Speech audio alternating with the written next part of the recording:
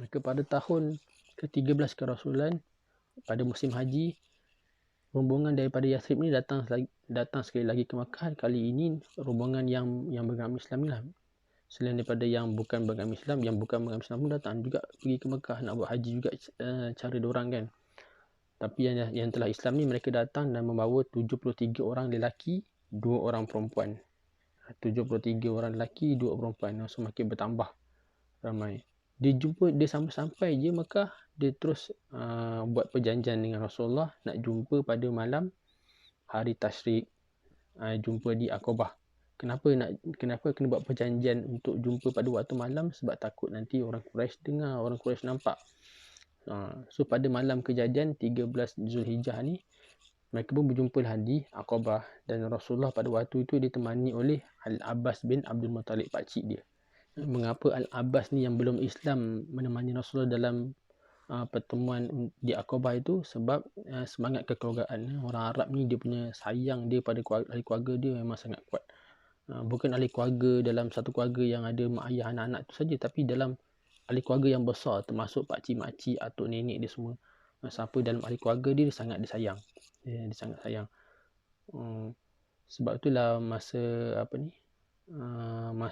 Rasulullah lahir tu, Abu Lahab tu sebenarnya dalam keluarga Rasulullah juga. Abu Lahab tu nama dia Abdul Uzza bin Abdul Muttalib.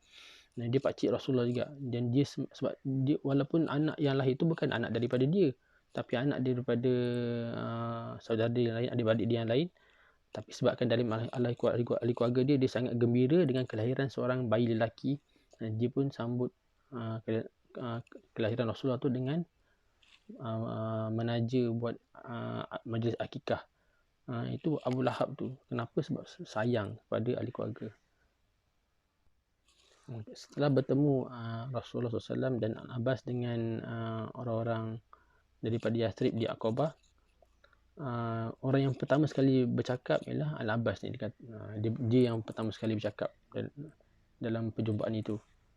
Apa yang dia kata, dia beritahu orang-orang Yathrib ni, Muhammad ni adalah darah daging kami. Dia darah daging kami. Dan kami masih menjaga dia, masih memelihara dia daripada kemarahan orang-orang Quraisy. Kami masih melindungi dia daripada kemarahan orang-orang Quraisy. Dan sehingga kini kami masih menyayangi dia. Tetapi dia maksudnya Nabi Muhammad tu, dia berkeras hati untuk mengikuti kamu. Nabi Muhammad berkeras hati untuk mengikuti kamu balik ke Yathrib.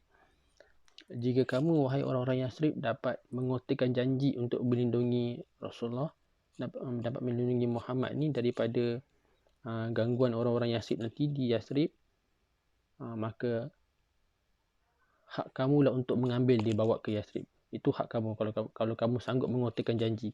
Tapi kalau tidak, biarkan Muhammad tu di sini, tinggalkan di sini. Sebab kami orang-orang sini, ahli keluarga dia masih menyayangi dan menjaga dia daripada gangguan orang-orang sebangsa dengan kami, orang Quraisy yang lain. Setelah Al-Abbas tu bercakap, salah seorang daripada orang yang strip yang datang tu, dia pula berkata, okey, kami faham satu persatu apa yang kau cakap ni, kami faham.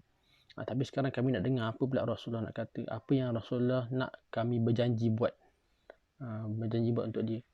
So Rasulullah pun kemukakanlah ini yang menjadi isi kandungan perjanjian Aqabah yang kedua. Yang pertama, kamu semua perlu mendengar dan mentaati arahan Rasulullah SAW dalam apa jua keadaan, dalam keadaan rela ataupun dalam keadaan berat hati.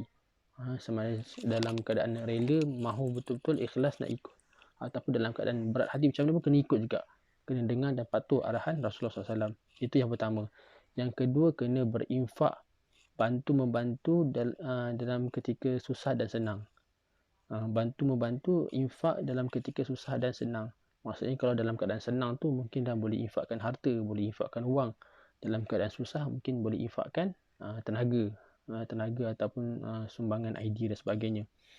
Okey, itu yang kedua. Yang ketiga, menyuruh kepada ma'ruf dan melarang kepada mungkar. Menyuruh buat kebaikan dan melarang buat kemungkaran ataupun kejahatan. Dan yang keempat, mengundang Rasulullah ke Yathrib dan melindungi baginda sebagaimana kamu semua melindungi diri kamu sendiri, isteri kamu dan anak-anak kamu.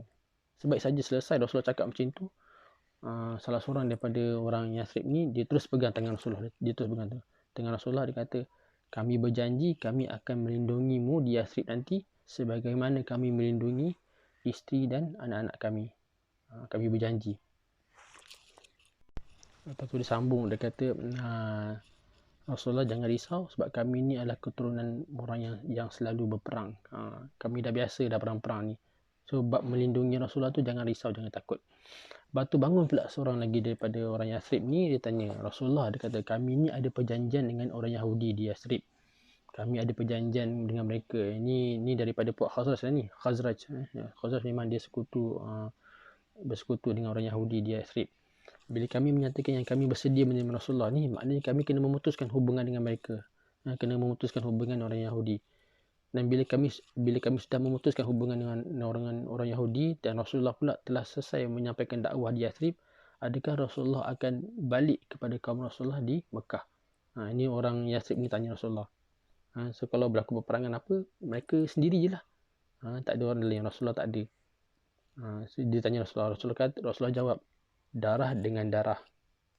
Kalau kamu jatuh, aku pun jatuh juga. Aku adalah daripada kamu dan kamu adalah daripada aku. Aku berperang dengan siapa yang kamu perang dan aku berdamai dengan siapa yang kamu berdamai. Maksudnya Rasulullah kata dia dengan orang-orang Yathrib ni, Rasulullah bagi janji kita dah macam satu keluarga dah. Apa saja yang mereka hadapi, Rasulullah hadapi juga. Selepas tu bangkit seorang lagi daripada orang Yathrib ni. Dia ni orang yang telah Islam pada tahun ke-12. Sekarang ni tahun ke-13 kan, ketika Rasulullah yang penjajah Aqabah kedua ni, dia telah Islam masa penjajah Aqabah yang pertama. So dia bangun, dia tanya pada kawan-kawan dia, orang-orang Yathrib ni, dia tanya, kamu tahu tak untuk apa kamu berjanji dengan lelaki ni? Lelaki ni maksud Nabi Muhammad lah. Kamu tahu tak untuk apa kamu berjanji dengan lelaki ni? Kamu berjanji dengan dia sebenarnya untuk memerangi seluruh manusia, tak kira warna kulit, hitam ke putih.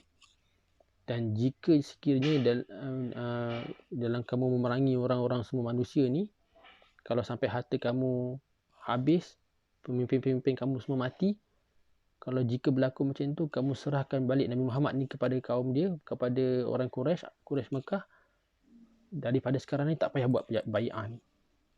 Kerana ia sesuatu yang sangat memalukan, langgar perjanjian kan.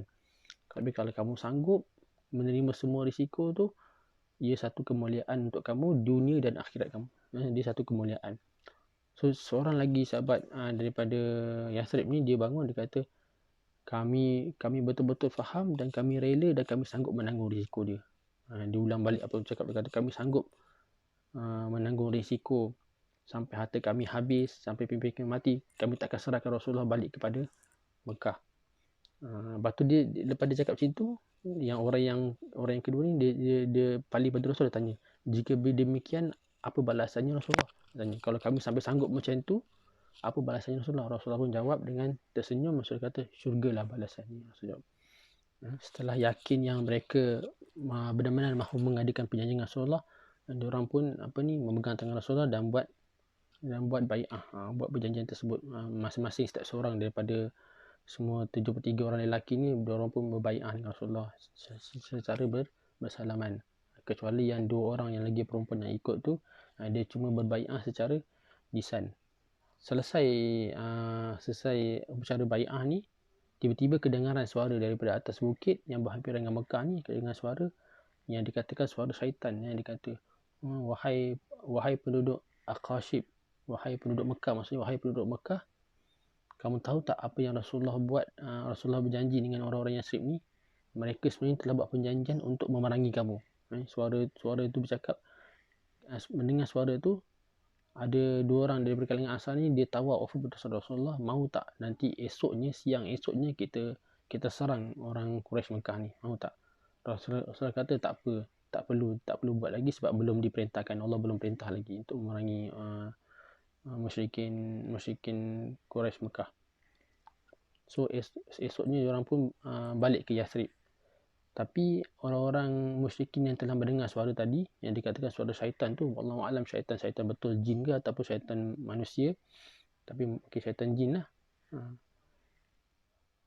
Yang telah mendengar pada malam tu suara tu, esoknya dia cari kemah orang-orang Yathrib yang datang menunaikan haji di Mekah kan. Dia cari kemah Yathrib dan dia jumpa kat situ Ubay bin Salul. Ubay bin Salul ni dia orang Yathrib juga, dia daripada puak Khazraj. Dia jumpa, dia tanya, betul ke apa ni orang-orang Yathrib ni telah buat perjanjian dengan Rasulullah untuk melindungi Rasulullah dan untuk menyebarkan Islam. Ubay bin Salul ni yang tak tahu apa benda, dia kata tak adalah, tak ada pun perjanjian macam tu, itu satu benda yang rekaan je, benda palsu, berita palsu. So musyrikin Quraisy pun dia waktu tu dia rasa lega lah sikit, tapi mereka masih menyiasat sebenarnya. Betulkah apa yang suara yang mereka dengar malam tu dakwa kan, yang Rasulullah telah buat perjanjian dengan orang Yathrib ni.